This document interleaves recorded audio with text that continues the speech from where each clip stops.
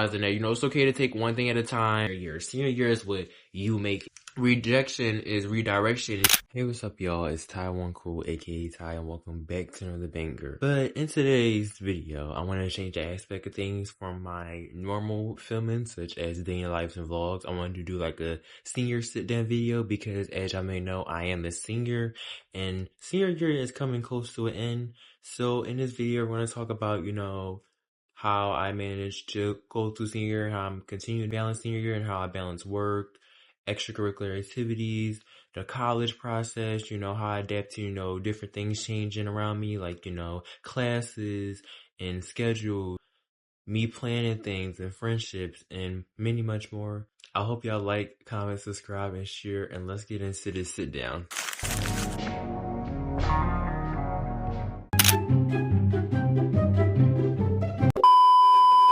The next topic I'm going to be covering is about the anxiety I faced during my senior year. And y'all, senior anxiety is real.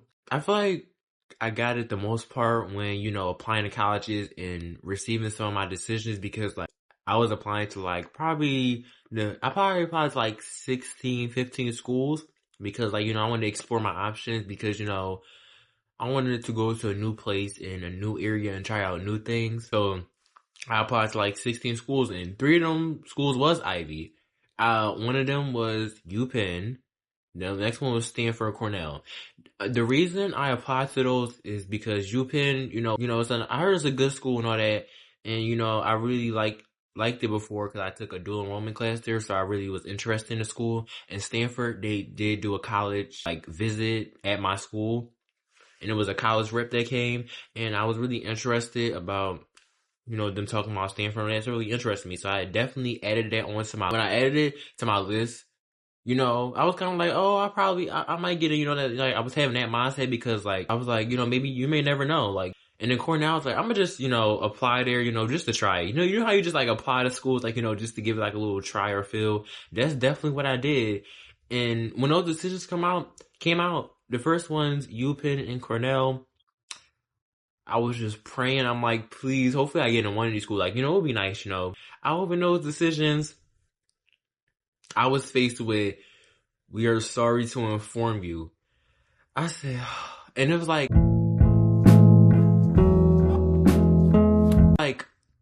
I was upset at the rejection, but I was also upset about, the time and effort that I put into writing those short paragraphs and, expressing me, demonstrating, how I demonstrated leadership. I was really upset about the rejection.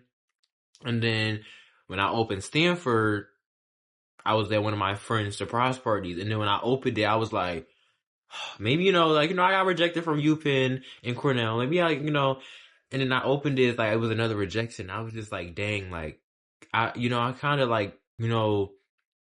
felt lost a little. Not at the fact that, because Ivy League schools, but it's just like the time and effort that I put into it.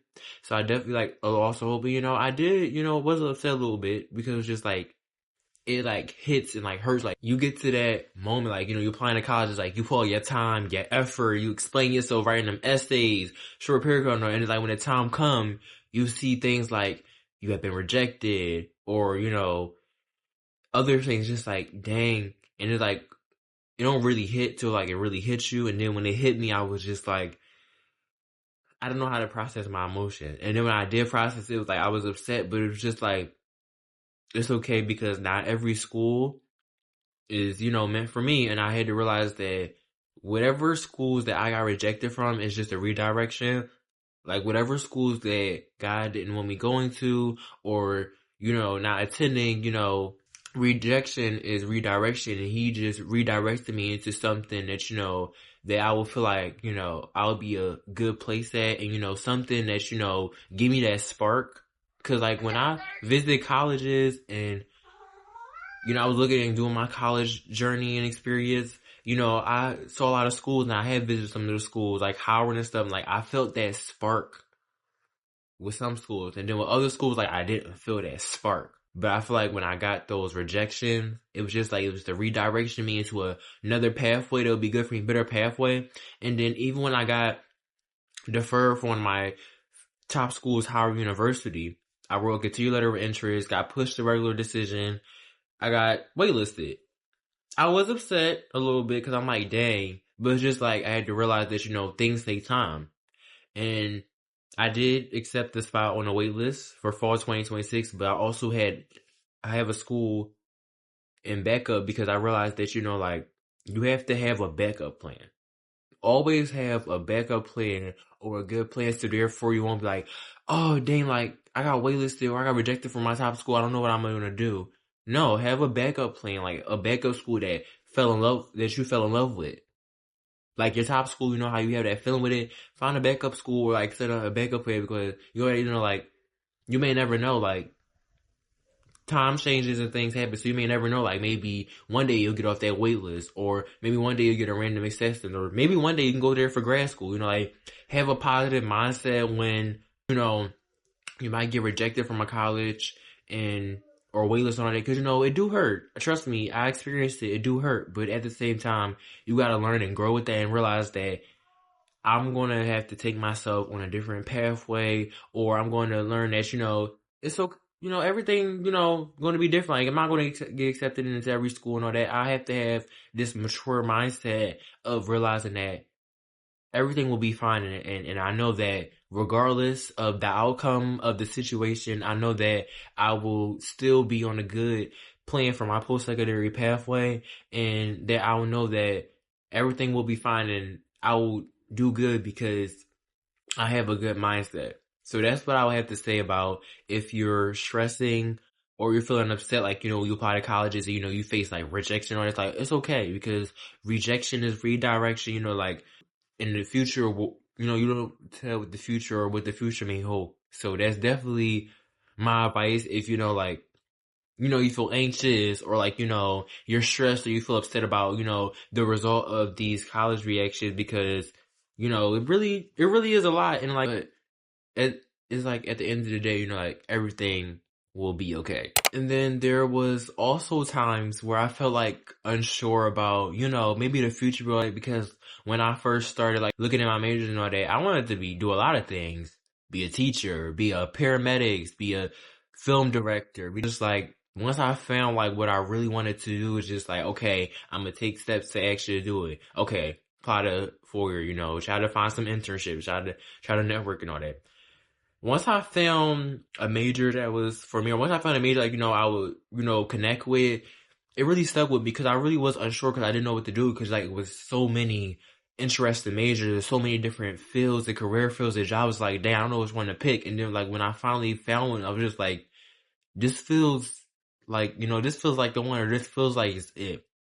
And I did sometimes like when I found out oh, I want to do psychology, that. I know that psychology would take a while, so I was kind of feeling unsure, like, do I really want to do psychology? Because, like, it's 4 years of that, and you gotta go to grad school, get your master's, get your doctorate, that. But, psychology has many fields within it, so, like, maybe a lot, but, like, you have different fields within it, so you, while, waiting to get that doctorate, you could have another job, like being a social worker or a guidance counselor and all that. So I knew that it was with jobs with them, but just like, I'm aiming towards and working towards that goal of being a clinical psychologist, because I want to be a clinical psychologist, work hard. So I was unsure, like, am I able to do this? But it's just like, I know what I'm capable of, and I know what I'm doing, as long as I follow in a good pathway and guide myself in a good way. I know that I will lead me on a good way to being a clinical psychologist, and I feel like having a good positive mindset about it really helped me with that worries of doubt or unsureness or stressing out about what to do, because I realized that I can do it. I know I can. I'm possible to do this. I'm going to do it. I'm going to become a clinical psychologist. I'm going to do the grad school, and I'm going to work hard, because hard work pays off, and it really demonstrated to me that hard work pays off. Even throughout my years of high school, I realized that if you put in the work, you work hard, you receive outcomes from it. And that's what I had to learn, and what I did, which really helped me a lot. The next topic is how I balance school, work, and, my personal life. I balance that by against creating set schedules and set plans for specific things. Like, I know school end around that time. So, this time I can hang around with my friends, and that specific time I'll have time to do my homework, making a set schedule or plan. Definitely agree. And, like something, a time and having good time management is like really good when trying to balance schoolwork and your like daily life, because it was like, this year you want to do so many things, like so many extracurricular activities. You want to do a bunch of clubs. You want to, enjoy yourself and have fun before, like, it's really the end, like, in a blink of an eye, it's already June, or it's already May, or it's already prom season. So like, you really want to prioritize the time and manage it before, like, it's really the end. And it's just like, as soon as it hit, like, when teachers was telling me, like, enjoy it while it lasts, and all that, because, like, when December over and Christmas break is over, the month is going to fly like this. And, like, I'm like, And then, like, when it was January, it was flying by. I blinked my eyes, February. And then I blink again, it's May. I'm like, wait a minute. I was just like, it's going by fast. And like, I still feel like, I wish I did more. Like, my junior year and stuff. Like, I wish I started track sooner, or I wish I did like other sports extracurriculars sooner, because I feel like, having it for the experience of just doing, like, it would have felt good to me doing it. But now as a senior, balancing schoolwork and being a track manager, I learned to definitely create a set schedule, have good time management skills, which I always was good at having good time management skills, like going to places early or creating specific time for me to go somewhere. So therefore, like, I can spend time at one place to be another. So like, I can do two things at once in a day. And also, balancing things could be a lot. Balancing like multiple things at once, because it's just like, you doing so much, but at the same time, it's like you feel like, you're doing like a lot and you don't want to overstimulate or stress yourself. But I feel like in a sense like that, I realized that, to take it one thing at a time, like, create something good for me, because just like, I don't want to overstress myself out or feel like I'm overworking myself, or feel like, I'm, not doing good because like I'm doing so many things. It's like, I can't balance this. Like, I don't want to go, to this track me, but it's like, I work and I don't know what to do. And it's just like, having good time management, creating a schedule, and also communicating. Communication is definitely one of the key factors that like help me balance schoolwork and life, is communicating with like my coaches and my managers and other people in general. Communicating and having a good relationship with communication really helped, because like we both found like a set schedule that both fit us and like fit like, each goal that we're aiming for. And by doing that, it really like helped out a lot. And, it made me learn some things while in the process of balancing it, and like how I can do better in the future. It was really helpful. But, balancing work life at school, it's not always going to be easy. But once you find like a good plan or a good structure that's good for you, and I feel like it makes the process smoother and fly by. So the next topic that I'm going to be talking about is the college process. Applying to colleges, and there's more. Okay, so for me, the college application season process, it was kind of hard, but it wasn't like really that bad, because I wrote my essay for the Common App in the summertime. And I feel like that helped me out a lot, because just like, I didn't have to like, write my essay down and all that. But like, definitely during the summertime when I wrote my essay, I definitely had, teachers and friends read over my essay, because, I wanted to make sure it was like really good enough. And, when they gave me like, advice or like tips or constructive criticism, I learned like, I'm going to fix this, talk about this more today. Because besides other things like college looking for in your college essay, you're looking for like, how did this experience, or how did this event shape you, or how did this experience make you grow as a person, or how did this experience even like, taught you a life lesson? That's what colleges are also looking for in essays. Like, besides what makes you, but like, how did any impact or anything in general will shape you for who you are today and made you become this person that you is. And, how do you continue to manage it and balance yourself through it? So my advice for people that's about to start applying to college is to know that definitely you should start early. I feel like starting early is really good, but also getting revisions and, having it looked at by, teachers or friends or family or any mentor of yours, having them look by over it to make sure like, oh, maybe you should fix this, like talk more about this or go more into detail, because it's just like, it's more of just like college essay, like not just the basic, like, it's more deeper than that, because they really want to know like, who is this person? Like, why should we accept them? Or who is this person? Like, why would they be a good fit for our school? The thing during the college season I did was like, communicate with my counselors a lot. Like, getting my transcript or like how to add my class on that. Because, like I was familiar with the Common App, but like I kind of didn't know like how it works. So communicating with my counselor really helped out a lot. Doing that, like, add my classes and my GPA and like how I make sure everything is right, because like these are going to colleges. I don't want to mess up anything or make one wrong mistake or error that's on my application. Like I can't unsubmit it. So I definitely learned a lot. And then another thing that I wanted to talk about within the college thing, again, the acceptance, the rejections, and waitlists. During that time process, because most of my decisions, I applied to most of my schools either early action or regular decision, but most of my schools I apply early action. And basically early action is you apply to a college early and then you get your decisions before everybody else. So someone who may apply regular decision and get theirs probably like, oh, in December, January, but like us, we get like earlier, like December, maybe October or November. Actually, and then regular decision, like, you're in a pool, like, everybody else does sometimes probably regular decision. You get yours like later on, like maybe like April, March, or May, like, cause like colleges, they take time because, they gotta read everyone and all that. So definitely the waiting game, opening up some of my college acceptances, or like, open some of my college letters, because like, I don't know, like this could be acceptance, this could be a wait list, this could be a rejection. So I was definitely in a mindset like of playing a waiting game. But I feel like for most of my colleges really were playing a waiting game, because, like I got into some of my schools that I like. And, I learned a lot. And like, as I previously, like I was rejected from 3 schools and I was waitlisted from 1. Waitlisted from 2, sorry. I had a lot to reflect on. Cause like I was accepted. Like I got to those like rejection. It was like, it definitely hit me for a minute.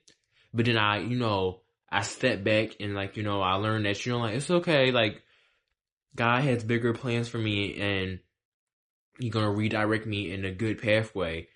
So I didn't like try to stress out much. And then like when I got waitlisted, I was like, if I want to go to the school, I'm gonna apply waitlist. I'm gonna wait and see it out. But like, but for one of my schools, I took myself away. I was like, I'm just gonna give the chance to another person who may be on the waitlist, like help them out, because like, I'm gonna give the chance to someone who like this is their dream school and they really want to go to. I'm gonna just take my spot off the waitlist and just offer it to someone else, because this a dream school for them may not be for me. So I learned that as well.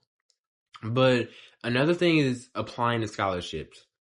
Make sure y'all apply to scholarships. Like, use these scholarships, make sure you apply to it. But also go on some legit websites. I'll try to link down below some good scholarship websites or some good scholarships that I found and I use. But definitely apply to scholarships, because scholarships is going to help you as well pay off some of that cost for college. If you're planning to go out of state, or if you plan to go in state, those colleges getting expensive nowadays, especially in this economy. Colleges is definitely getting expensive. So applying to scholarships or like, asking for more financial aid from like one of your schools, and that's really helpful, because if you want to go to college, you gotta have a set plan and stuff, and definitely communicate, like definitely with the financial aid office. And if you ever need help, like, emailing a financial aid, asking them for more, definitely communicate with your guidance counselor. Because, if you feel like a school didn't give you enough money, then you can always communicate to the financial aid office and ask them, oh, like, could I please get more and all that? Because I feel like, because one of my schools, I really didn't receive that much from them. So I emailed them for more. Got to ask for more because, like the amount they give me, it was a good amount, but it didn't really cover much. So asking for more can be really helpful because, like, you never know. Because, like, closed mouths don't get fed. So definitely use that email and emailing them schools to your advantage because, they may communicate, especially HBCUs. Them HBCUs do be taking a little long, but I had to learn that, things take time. They're going to respond back to me. They probably got a billion other things, but, they're going to respond back to me soon. So definitely also playing a waiting game with that. But I did get my responses back from most schools that I email had questions about. And I have from some schools really got really good, like, scholarships and financial aid offers, which I'm very grateful for from all the schools that I got accepted into. I'm really grateful and appreciative that they offered me a lot. And yeah, but all I have to say is that this college thing, like, it may like get overwhelming or this college process may get stressful, but at the end of the day, it's like you got a strong support system by you that's really going to guide you and help you through your teachers, mentors, family, friends, parents, anyone that like within your support system. They're going to guide you and help you through if you need help with anything. And, I also had to learn that about realizing that, it's okay to take one thing at a time. It's okay, like, this college thing, it's okay, like, it's going to be nerve-wracking because you're applying to colleges, especially like a dream, or if you even had like a dream school that you had since you was like 6 or something, like, it's like this time, like, damn, like, oh my God, it's really time to apply to like one of my top schools that I've been really dreaming of going to since I was a kid. So like that college application season really could get nerve-wracking, but as long as you have like a good support system, or even if you're doing it by yourself, you motivating yourself or being motivated by yourself and others is really going to guide you through that college application season. And I wish best of luck to my upcoming seniors who is applying to colleges soon. I really wish y'all the best of luck, and I hope that y'all really take time with things and enjoy senior year as it's meant to be enjoyed. One of my last few topics that I'm going to be talking about is growth and also friendships. When I entered high school, I was a quiet kid. I was to myself. Like, I wasn't like really an open book or a shell and all that. But as time moved on, like, I made friends that I definitely see myself, like talking to after high school and, hanging out and all that. Like, I really built some strong bonds in high school. But also high school, I had a lot of reflection about, like what I want for me and all that. Cause I feel like, some friendships, I learned a lot from a lot of my friendships. Like, some people, you gotta learn your circle. You gotta learn like what you want for your future is best for you. And, type of mindset you want to go into, because I feel like definitely some of the friendships I had, I feel like they weren't like good for me, like for my mental health, or like, I had to learn from that. And it's okay, like, stop being friends with people or like grow apart from people is definitely okay, because throughout high school, people do change and people grow apart. But it's just like, of course you can reminisce about that bonds that we had, because like, even if you had a friend since 9th grade, it's just like, we've really been friends since 9th grade, and it's just like really sad that we, like, we grew apart and all that. Like, it's really like crazy. So like, some of the friendships I made, we did grow apart, but it's just like, I had to learn that people grow apart, and, things gonna change, but like, that friendship that we held, or that bond that we held, it won't ever change. And, like, we might see each other, like, randomly just say hey or hi, that, like, not to make it weird, because, at one point we were friends, or at one point we did have a strong friendship where we hung out and all that. And that's what I had to learn.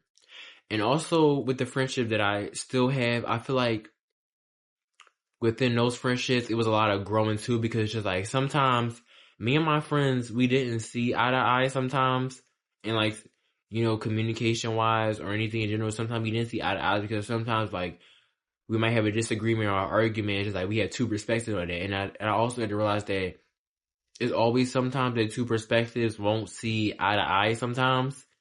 And the reason I say that two perspectives won't, is because it's just like, if you and your friend are having a disagreement or like an argument on it, it's just like, sometimes y'all won't see perspective point of view, and sometimes can be like frustrating, like you know, this is really my friend, you know, like we grown to be close with each other and stuff, and like be close friends and stuff, and it's like it really sometimes hurt, and it's sad, like you know when we like bump heads, because it's like I don't like, you know, having disagreements with my friends, arguing with them, because just like it sometimes hurt, because you know like outcomes and like things be said that is like, you know, sometimes should have been said, or just things in general. But from time, like I learned to grow, and like with my friends I learned that, you know, to have be mature and have conversations, because you know high school comes to an end, we're about to enter adulthood soon, so we gotta switch to high school mindset to maturity mindset. So definitely with a lot of my friendships, I learned how to communicate more, and you know, we learn how to communicate more. Not just me, but we as a whole learn how to communicate more. Therefore, in the future, won't have an argument over small stuff or disagreements or like saying things that we don't really mean. And that's definitely like something I really had to learn. Another last of my topics is my advice to upcoming seniors.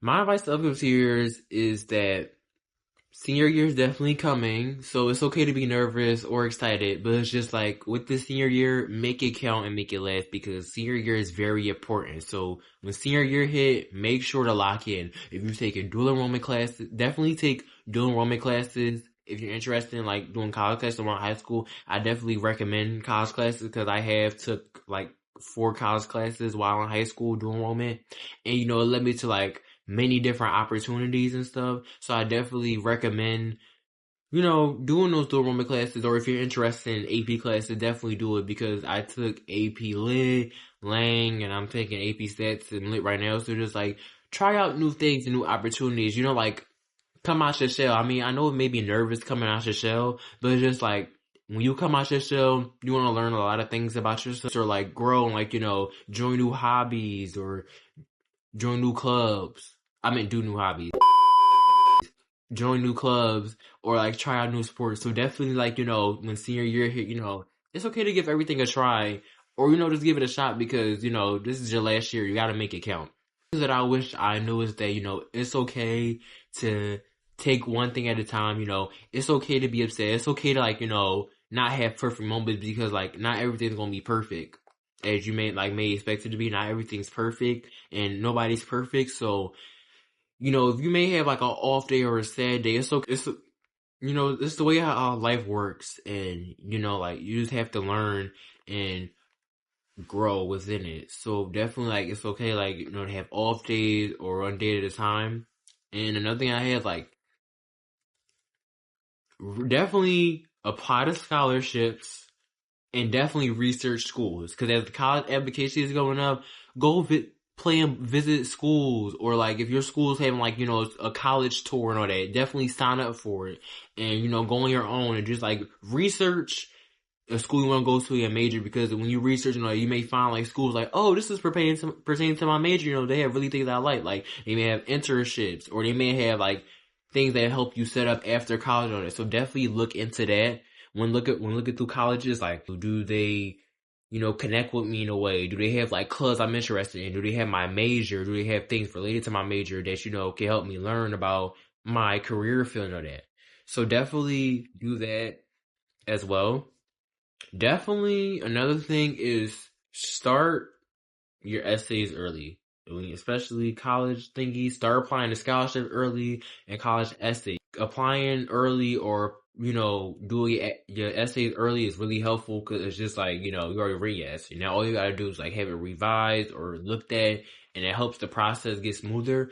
Don't stress about, you know, unexpected things that may happen in general, because like when life is filled with unexpected moments or things, so don't let that stress you out as much. And if it do stress you, know, like take it slow, take a breather, you know, like talk to someone about it and stuff, because you know, like you may like, you know, randomly one day you just might get a rejection letter on that's like, you know, a lot of things can happen unexpected within life. So it's just like take it one day at a time, as I previously stated. Take it slow, because just like this is your senior year. Senior year is what you make it. So definitely, when you're doing that, definitely have a good mindset within it. But I'm wishing my upcoming seniors the best of luck. The last thing I want to talk about is my reflection about senior year as it's coming close to the end. Senior year definitely had its ups and downs, but I definitely learned a lot from it, and I learned a lot about myself, and I made new friends. I kept, friendships from before. I tried out new things, did new experiences, went to college tours, tried new sports in different clubs, and by doing that, it's like I learned a lot about myself. Even during the college season, when I was applying to colleges and all that, I did face unexpected decisions and stuff, and I learned how to not let that shape or define me, and I learned how to know life moves on and keep going. So this is only building you one step forward, and that was like a really big lesson I learned, and it's like, as it comes to an end, I feel like I'm prepared for the future, but I'm also still a little nervous because it's just like, I want to be in college where I have to it's not like high school where all your classes in the same building. And because, college, you have to walk to each class and all that. So I definitely am a little nervous about college, making friends and joining clubs, expressing myself. I'm definitely a little nervous about it, but I know that I have a support system behind me, and I have a good mindset about things. So if I go into college with a good mindset, I feel like I can have a good outcome with it. I definitely learned that. But that's what I learned about senior year. So yeah. But that's all for my senior year talk and / advice and what I learned. I hope you guys enjoyed this sit down video, and comment down below if you would like more sit down videos. This is my first time doing an actual sit down video. So comment down below if you would like to see more of that. But I hope you guys at least learn, or watching me talk about, my senior year, and hopefully you learned a few things from it. Make sure you comment, subscribe, share, turn on the post notification bells so you can get notified when I upload another video. And bye guys.